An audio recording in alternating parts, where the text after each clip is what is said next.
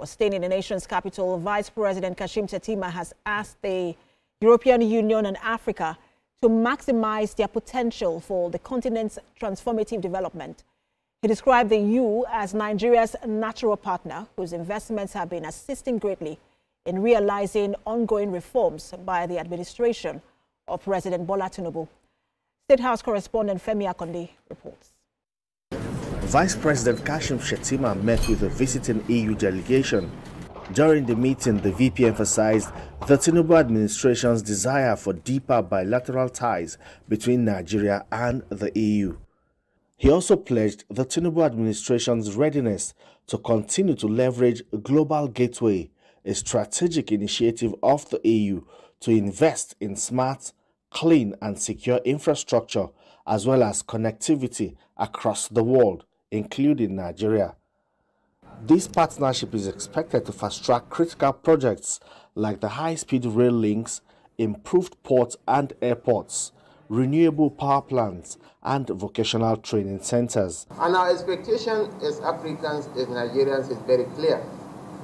We want this partnership to graduate from well-meaning commitments to transformative outcomes.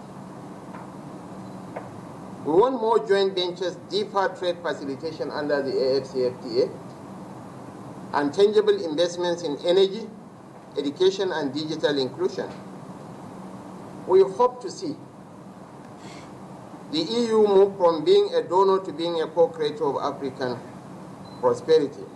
The EU ambassador to Nigeria and ECOWAS emphasized the strength and longevity of the relationship between the two continents. The demographic in Nigeria tells us that the population will increase in the next years, so the market potential will increase. But also there will be an increase of many talented young people that are here already, but in the future we can tap into that demographic potential and can develop our relationship beyond what we are doing now. The European Union is the third partner of the African Union in trade, in investment. We have more than 300 billion euros of foreign direct investment in Africa, much more than any other partner. We are first providers of development assistance and humanitarian aid, but we want our partnership to evolve as a partnership of equals, not a donor-recipient relationship, but a co-creation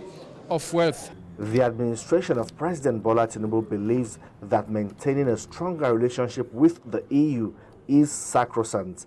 For Nigeria, it is time to build a future where multilateralism reflects true mutuality globally. Femi Akonde, TVC News, Abuja. TVC News State House correspondent Femi Akonde joins me on the news at 10. Femi, many foreign policy experts have pretty much predicted that Nigeria and Africa will tilt towards the EU, and that's because of President Trump's transactional diplomacy. Tell us more about this particular meeting.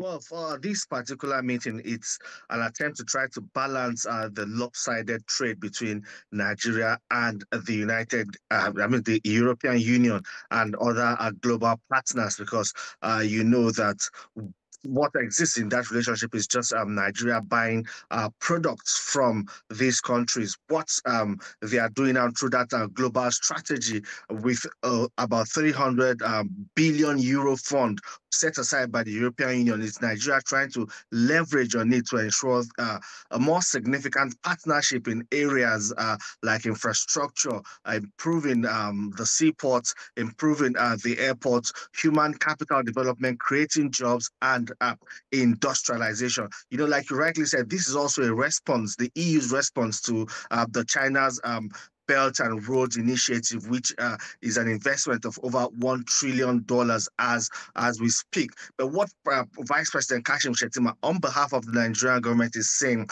is that he wants this to just to transform from mere commitment, you know, to results, to outcomes. We should begin to see these projects. Nigeria should begin to see these projects in transportation, in renewable energy, and other critical sectors that would also impact on the quality of lives for Nigerians. Precious.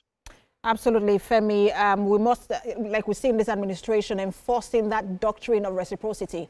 Thank you so much for the update. Our State House correspondent, Femi Akondi. Thanks, Precious.